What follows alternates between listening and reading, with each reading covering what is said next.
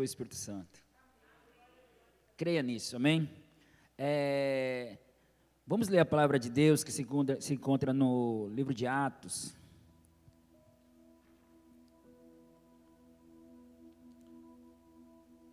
Livro de Atos, no capítulo 13 e no versículo 13.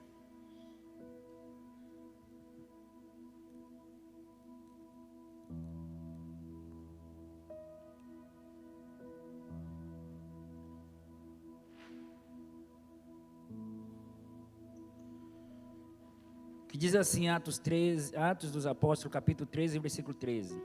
E partindo de Pafos, Paulo e os que estavam com ele chegaram a Perge, da Panfilha.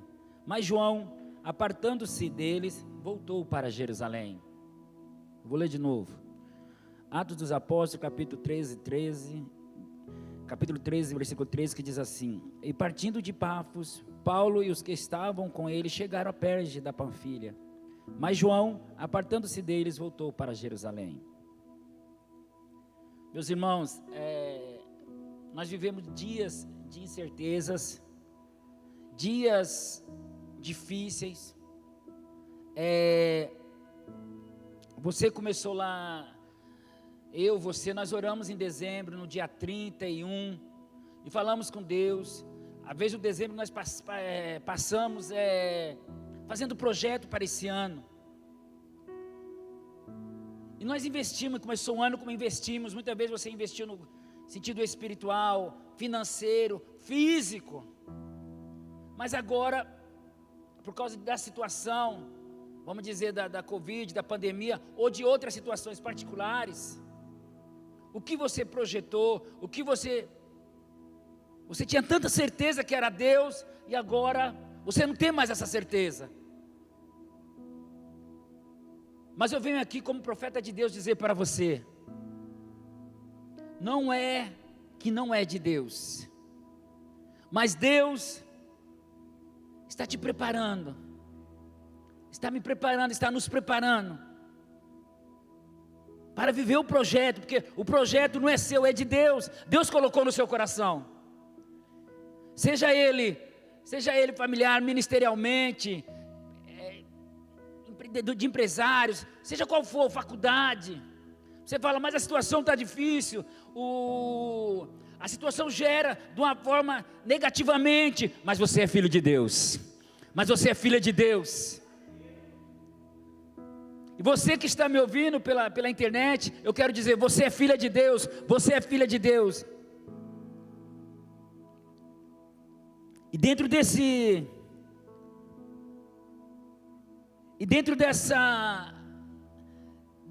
situação, Deus me traz aqui nesta manhã para ministrar uma palavra que tem como tema a segunda oportunidade de Deus, baseado em Atos capítulo 13, versículo 13. Quando nós lemos Atos, irmãos, nós vemos que fala sobre a última parte do versículo, que fala assim, ó: mas João, tem um mais, mas João, apartando-se deles, voltou para Jerusalém. Nós temos que ver a história desse rapaz, desse João Marcos. A obra estava no auge, a obra estava em vento e popa, estava Paulo, Barnabé e João Marcos. Mas João Marcos retorna, ele deixa, ele não quer ficar. E nós vamos analisar a vida desse homem, que é um grande homem de Deus. Quem era João Marcos? João Marcos era discípulo de Pedro. Ele foi o escritor do Evangelho de Marcos. E a Bíblia diz que, dentro dos estudiosos, diz que foi escrito, esse evangelho foi escrito lá na Babilônia. A Bíblia revela lá em 1ª carta de Pedro, no capítulo 5, no versículo 13, aonde Pedro fala de João Marcos, chama João Marcos de filho. João Marcos, por ser discípulo de Pedro, e o evangelho de Marcos é considerado um evangelho petrino. Por quê? Pedro ditou o evangelho para Marcos escrever. Marcos era discípulo, e como discípulo, e o discipulador. Imagina aquele ensinamento todo. Vamos lá, primeiro capítulo, segundo capítulo. Mas quando chega no capítulo 14, e no versículo 27 de Marcos, põe aqui na tela para mim.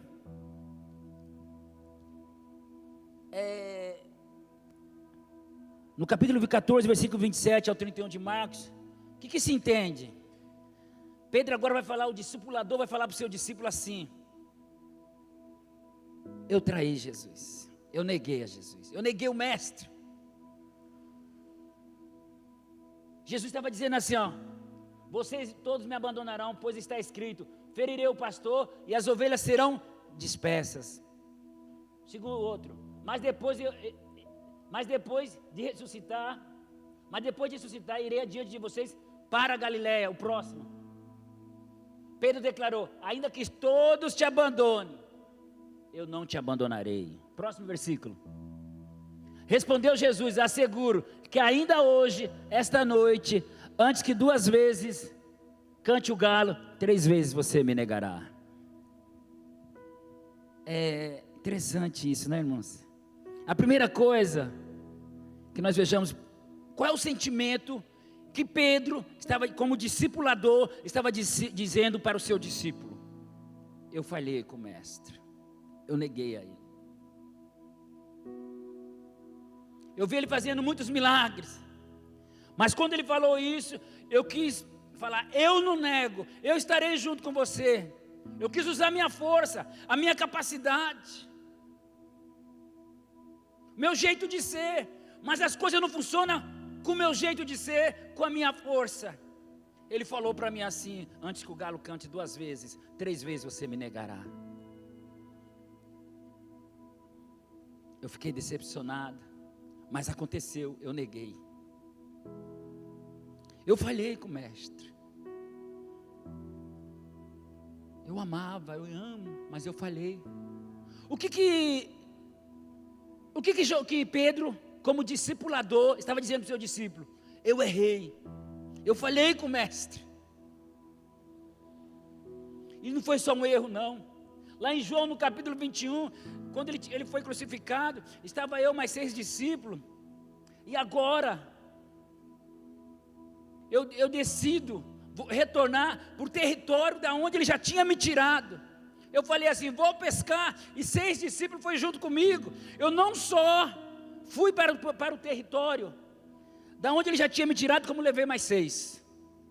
Tem gente que é assim, né? Além de fazer, ainda leva mais 6.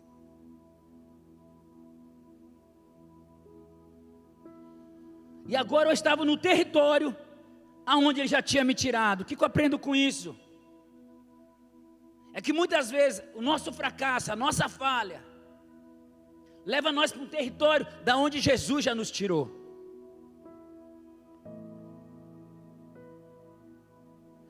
Faz uma reflexão nessa manhã e vê qual território que você está. Porque muitas vezes você já está no território que Jesus já tirou você.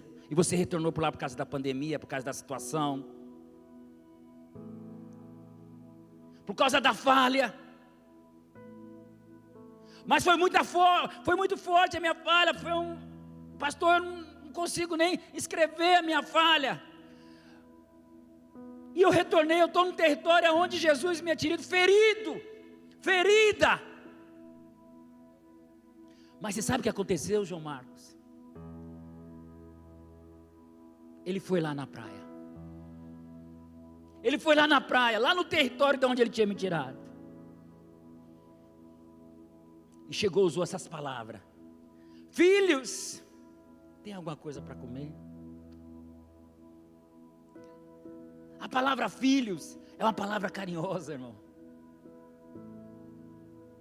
A Bíblia diz que Pedro e os outros não reconheceram que era Jesus.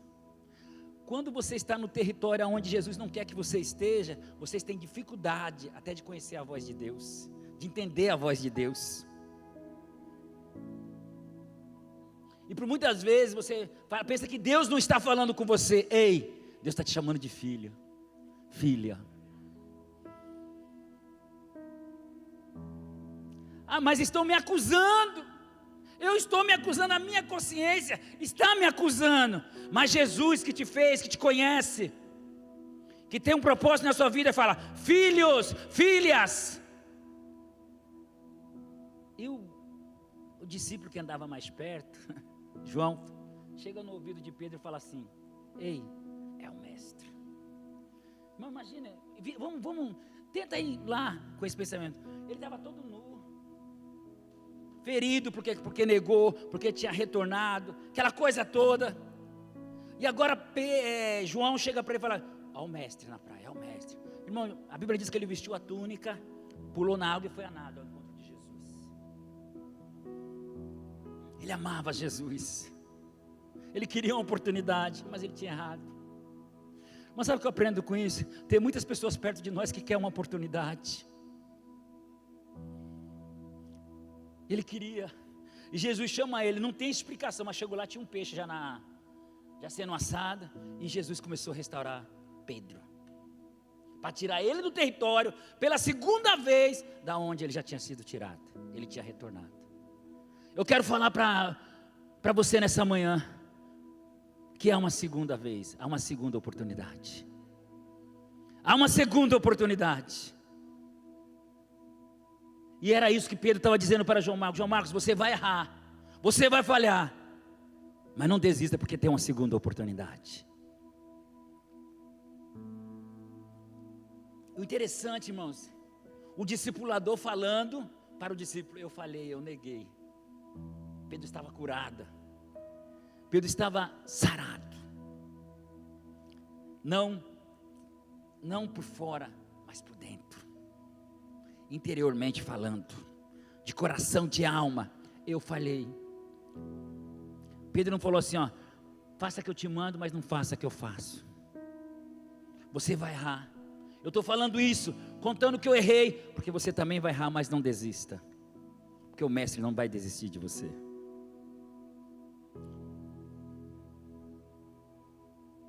A segunda, irmão, é a casa de João Marcos. Ele era filho de Maria, e a casa dele era uma célula da igreja primitiva. Tinha culto na casa dele. E quem era o líder lá daquela célula? Pedro que comandava o culto na casa de João Marcos, onde sua mãe era Maria. E tinha uma empregada chamada Rod, e a Bíblia cita essa empregada. O interessante disso, que quando Pedro estava preso, essa casa, essa célula, essa igreja ora para Pedro sair da prisão. E eles começam a orar, e a Bíblia diz que Pedro sai da prisão através do milagre. O anjo vai lá, quebra as cadeias, abre as grades, abre as prisões, e Pedro sai acompanhando o anjo até sair da prisão. O que eu aprendo com isso, irmão, nessa manhã? Quando a igreja ora, Deus quebra as prisões, Deus quebra as cadeias. Está muito fraco, irmão, porque hoje Deus quer quebrar cadeias na sua vida. Eu não tenho cadeias, mas tem muita gente com cadeia emocional, não? Fragmentação emocional.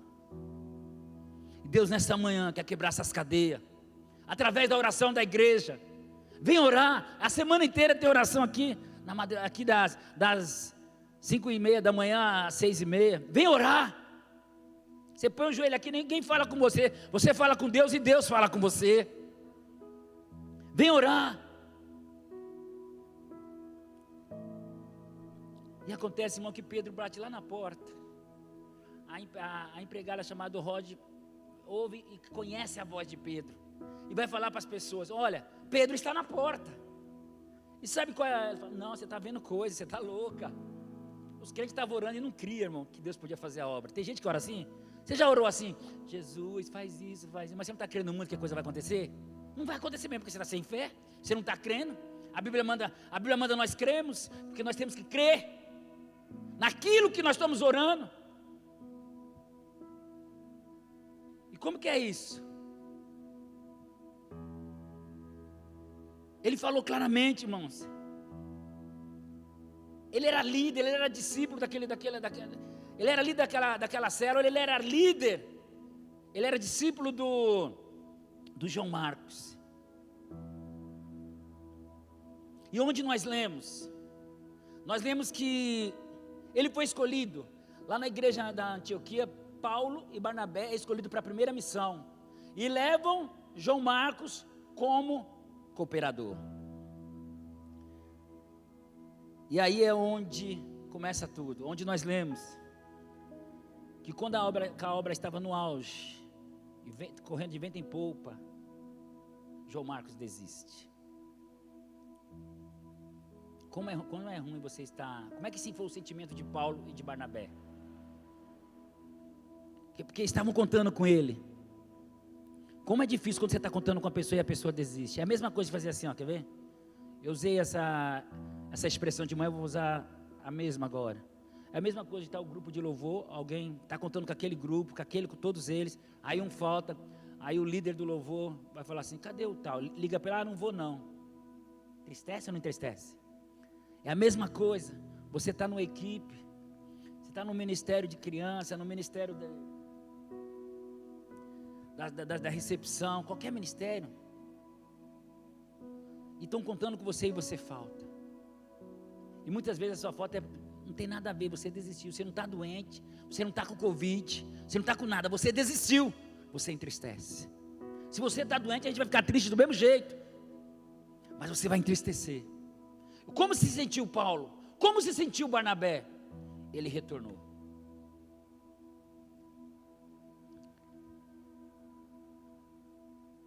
E alguns estudiosos da Bíblia colocam alguns tópicos dizendo por que foi a desistência de João Marcos. Primeiro, falta de experiência com Deus.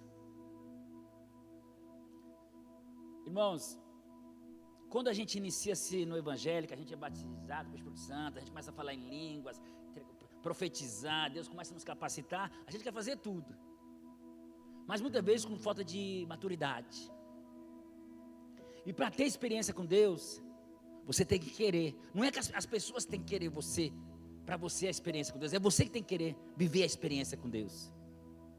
Vamos lá em Lucas 8. Lá em Lucas 8, no 43 ao 48, fala sobre a mulher do fluxo de sangue.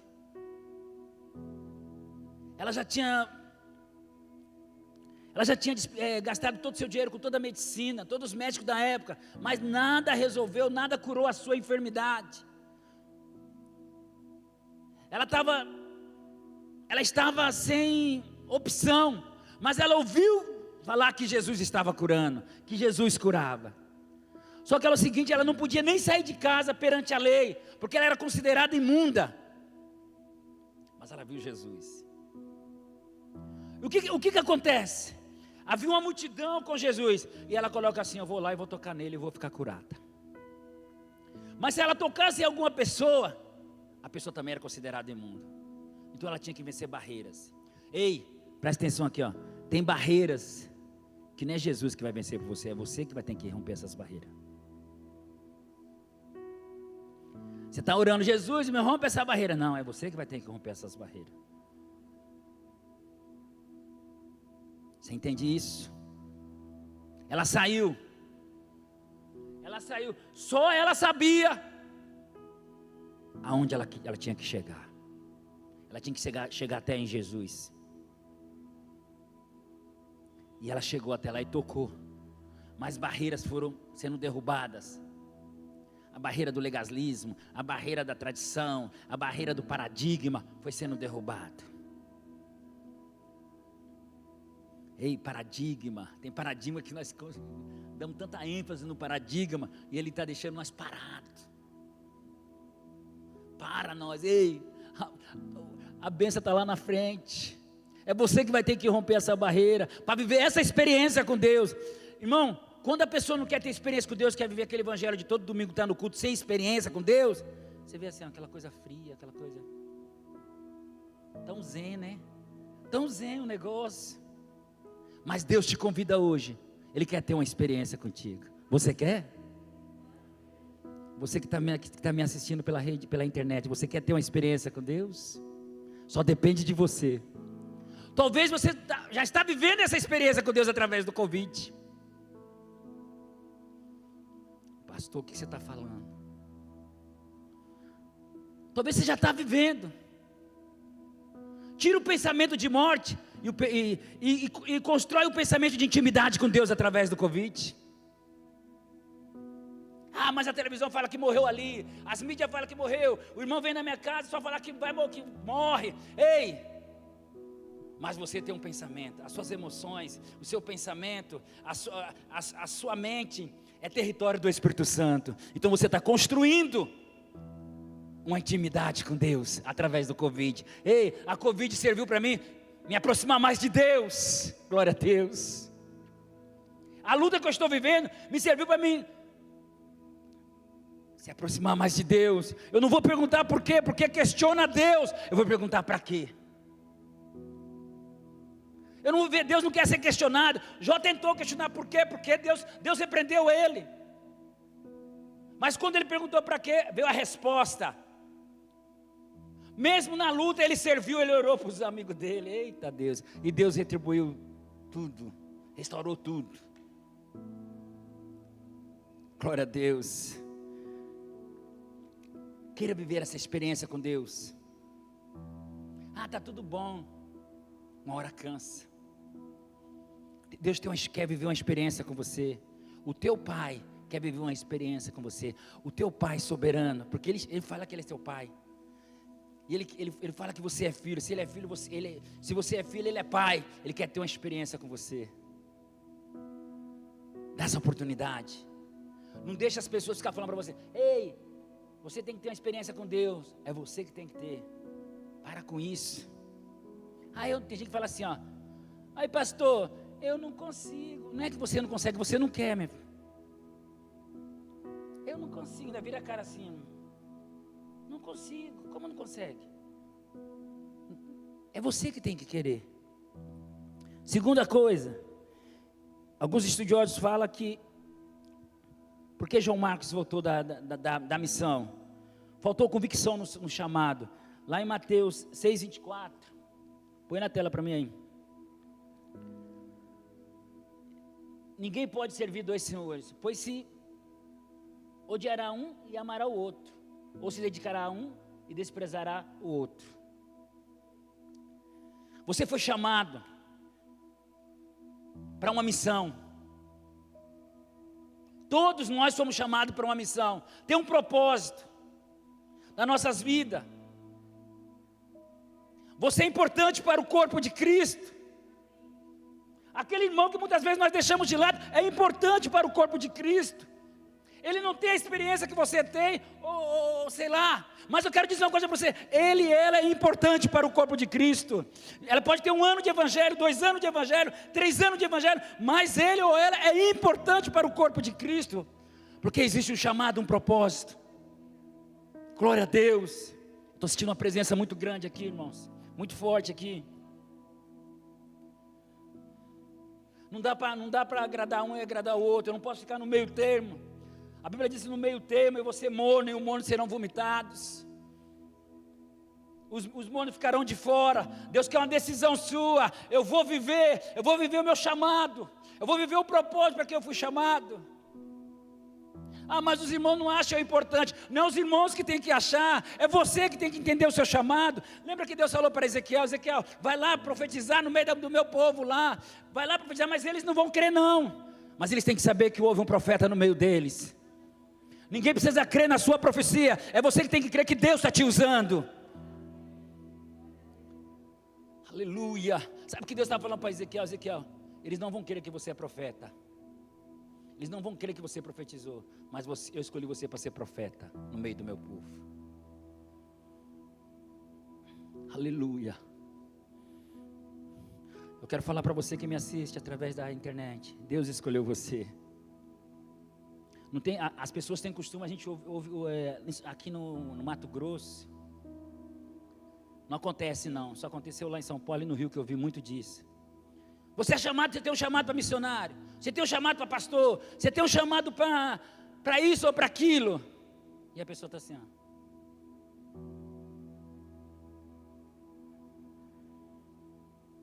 Mas a pessoa, aqui não acontece não, só lá no Rio de Janeiro, em São Paulo. Mas a pessoa tem que entender, para que ela foi chamada, ela tem que descobrir em Deus. O Espírito Santo nesta manhã, que está dentro de você, que você é tabernáculo e santuário dele, está falando para você, existe uma missão na tua vida.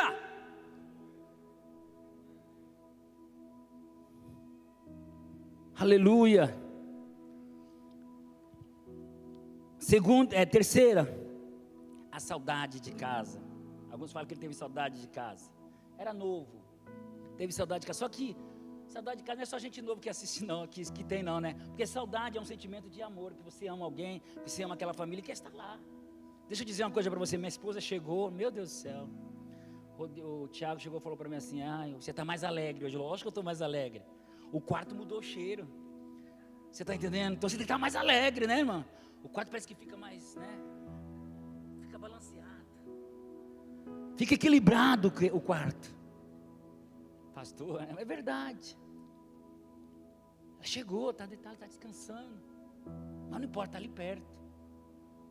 Se sentir saudade, sentir muita saudade, porque saudade é um sentimento de amor. Não critica quem tem saudade. Mas o que aconteceu com o João Marcos aqui? Só que não era a hora dele sair por causa da saudade. Você tem que balancear, entender, ter maturidade naquilo que você está fazendo, naquilo que você está sentindo.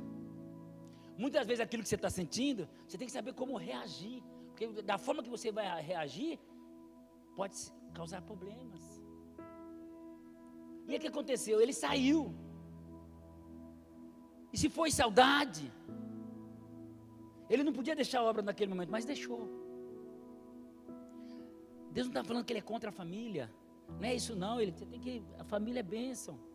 É projeto de Deus. A igreja começa na sua família, nós entendemos tudo isso. O que Deus está falando aqui é quando a obra está, é você poder equilibrar o negócio, separar o negócio, sem causar situações, para a sua própria vida e para outras vidas.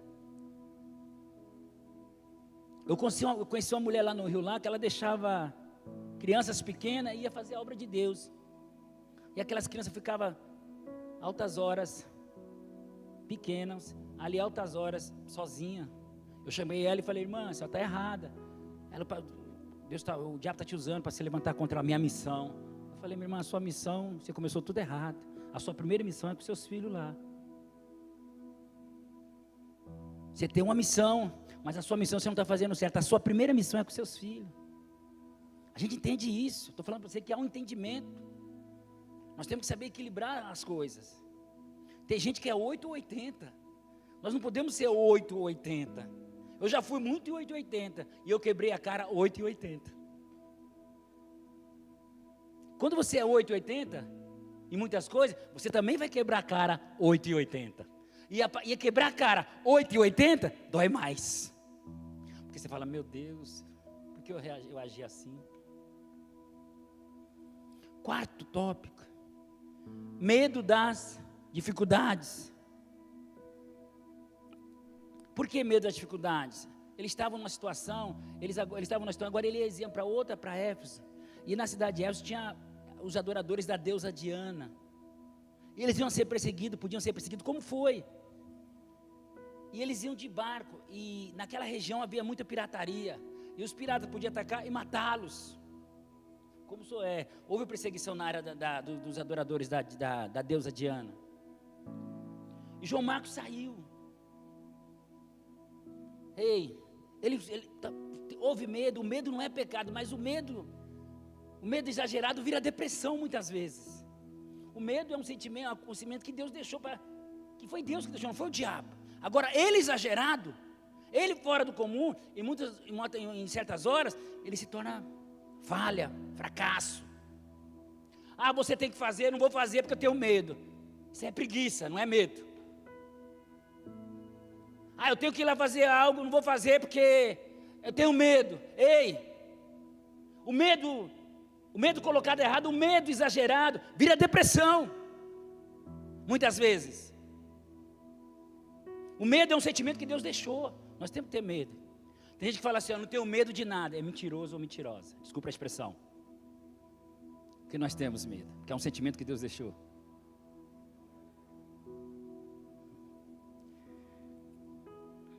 Mas Deus falou assim, ó, você que está com medo da situação de fazer algo para Deus, ou de fazer algo do projeto, Ele deixou uma palavra para você, que está lá em Isaías, no 41, versículo 10, capítulo 41, versículo 10, que diz assim, olha só, quero que você entenda isso aqui, ó. Por isso não tema, pois eu estou com você, não tenha medo, pois eu sou seu Deus, eu o fortalecerei e o ajudarei, eu o segurarei com a minha mão direita e vitoriosa. Você tem certeza de vitória. Não tenha medo da dificuldade, não tenha medo do que está acontecendo. Talvez a pandemia, mas outras dificuldades que estão te assustando. Mas veio essa palavra para você nessa manhã. Eu quero dizer uma coisa para você, como eu falei lá no começo. O projeto, o investimento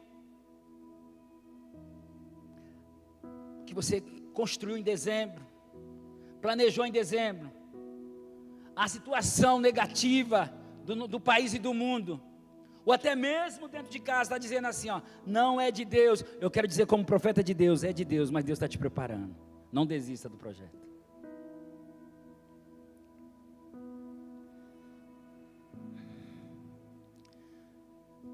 Eu tenho poucos minutos para encerrar isso aqui. O fracasso, irmãos, muitas vezes gera descredibilidade para as pessoas que estão perto da gente. E quando nós fracassamos, a Bíblia diz lá em Atos 15, 36 a 39, por favor. Algum tempo depois, Paulo disse a Barnabé, voltemos para visitar os irmãos em todas as cidades, onde pregamos a palavra do Senhor, para vermos como eles estão indo. Agora eles vão para a segunda viagem missionária. O outro versículo, Barnabé queria levar João, também chamado Marcos, terceiro, mas Paulo não achava prudente levá-lo, pois ele abandonou na Pafilha, não permaneceria com eles no trabalho. Paulo agora não quer levar ele. Muitas vezes as pessoas, por causa do teu fracasso, do meu fracasso, acham que nós somos incapazes para aquele trabalho, para aquele serviço. As pessoas pensam que todas as vezes que falou o que Deus mandou. Vou te falar para você, nem toda vez que você falou o que Deus mandou. Tem vezes que você falou das suas emoções. Já aconteceu isso comigo. Pastor, falei, já aconteceu comigo. Mas fui aprendendo. Por que você está falando isso, pastor? Porque todos nós temos vulnerabilidades. Não tem ninguém melhor que o outro, não. Porque o nosso irmão errou, por que eu vou rejeitá-lo? Por que eu vou torná-lo incapaz? Eu quero dizer para você, você não é incapaz. Deus te chama hoje para a segunda oportunidade.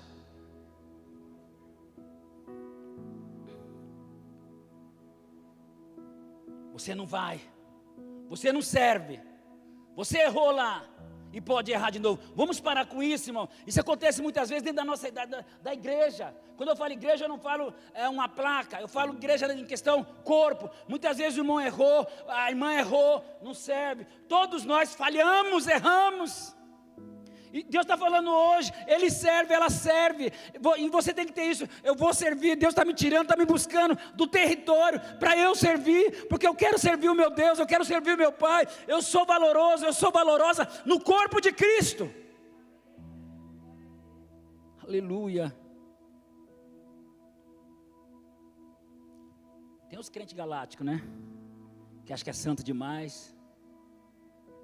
Eu não erro, é o que mais erra. É o que mais erra. Uma vez eu pensei que eu não errava.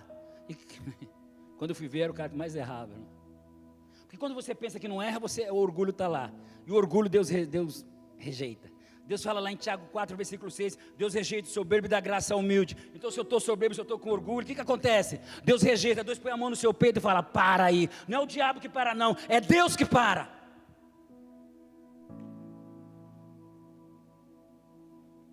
Porque o nosso irmão errou. Porque você errou. Deus está falando assim. Deus te convida para a segunda oportunidade. Você acredita nisso? Você que está me assistindo acredita nisso? Deus te convida para a segunda oportunidade. Talvez você chora por causa do seu sonho, dos seus sonhos que estava no primeiro nível do coração. Vamos colocar 3 níveis: primeiro, segundo, terceiro. Por causa da situação você voltou lá por último nível, e agora está lá escondido lá o sonho. Deus tira o seu sonho lá do fundo e coloca no primeiro nível. Sabe por quê? Porque é a vontade dele. A situação está servindo para prepará-lo, preparar você, preparar nós para realizações que vai glorificar o nome de Deus.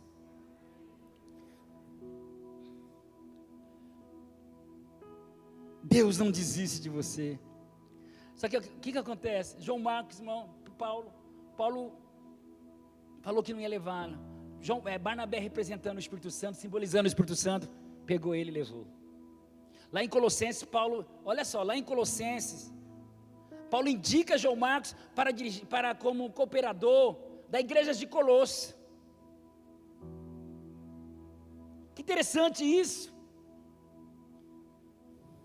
E estou contra o relógio aqui. E no Timóteo, capítulo 4, 2 Timóteo, capítulo 4, lá no final, Paulo agora manda trazer João Marcos. Os que estavam sempre com ele se afastaram, não estavam mais com ele. Alguns até criticaram. Paulo agora estava, lá nos primeiros versículos, ele está falando assim, ó: combati o bom combate. Você sabe o versículo, né? Vamos lá falar. Combati o bom combate. Meu Deus, eu penso que domingo as pessoas mais, né? Eu vou falar.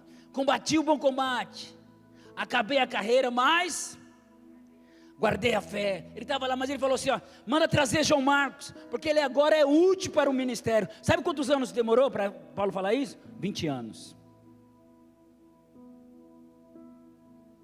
Mas esse ano de pandemia, Deus quer te dar a segunda oportunidade para o projeto, para a vida espiritual, para a experiência, para a intimidade com Deus. Fica de pé, por favor.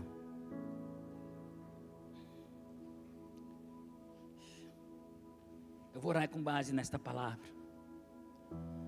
Quem quer essa oportunidade de Deus? Diga amém quem quer. Porque amém quer dizer assim, assim seja.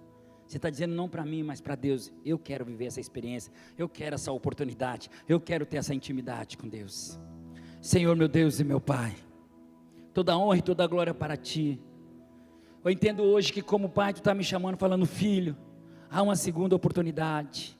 Filho, o seu fracasso não invalida o meu propósito na sua vida, a minha vontade na sua vida. Pai, é o Teu amor, tudo é pelo Teu amor, o Teu zelo, o Teu cuidado, para com todos nós que estamos aqui, e com todos os nossos irmãos que estão nos assistindo através das redes. Senhor Deus querido, Deus poderoso, que essa semana seja uma semana de conquista, de reflexão, de avançar para o propósito, de avançar para o projeto, de avançar para a experiência, de avançar para a intimidade com Deus.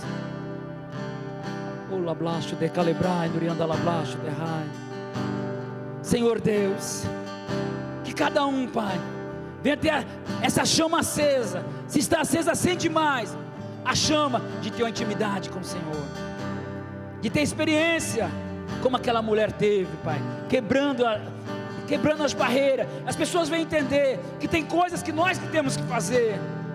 Dá esse entendimento para cada um, Pai. Muito obrigado pelos teus servos, pelas famílias representadas aqui, Pai. Visita os enfermos nessa semana. Visita os pastores Maciel, o pastora Joanita, pastor Dinei, pastora Lúcia, pastor Marcel, pastora Isa, todos os pastores, os irmãos que estão enfermos. Visita neste momento, Pai, com a cura. Nós como igreja do Senhor declaramos a cura na vida dos nossos irmãos. Visita neste momento, Pai. Ó Senhor Deus querido, Deus poderoso, nós nos sentimos, Pai amado, que quando um irmão nosso está enfermo, Pai, nós também ficamos, porque faz parte do corpo, Pai. É como se um dedo do corpo estivesse doente, Pai, uma mão, um braço, uma perna. Nós sentimos, Pai, por isso, Pai, nós queremos declarar cura, repreende essa força, Pai. Brinda nossos irmãos, brinda a família representada, no nome de Jesus. Nós colocamos nossa cidade, Nova Mutum nas tuas mãos, nosso estado, Mato Grosso, o Brasil. Nós queremos declarar que o Brasil é do Senhor, Pai.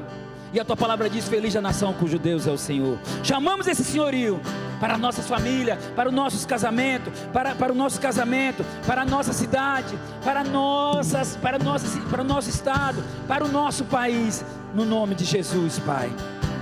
Nós te louvamos e te agradecemos, porque o Senhor é bom, e que esse amor de Deus, e que a graça e a comunhão do nosso Senhor e Salvador Jesus Cristo, e que a doce consolação do Espírito Santo seja com a amada igreja, não só hoje, mas para todo sempre. Que todos digam. Meus queridos irmãos, tenham um bom domingo, mas refletindo, Deus quer mais intimidade, e Deus é o Deus da segunda oportunidade. Tenha uma boa semana, uma semana de conquista, uma semana de vitória, porque Ele quer isso com você. Não perca isso, porque é isso que Ele quer ter com você. Venha para o propósito, venha para viver o seu chamado. É importante isso, porque você é muito importante para o corpo. Deus abençoe sua vida.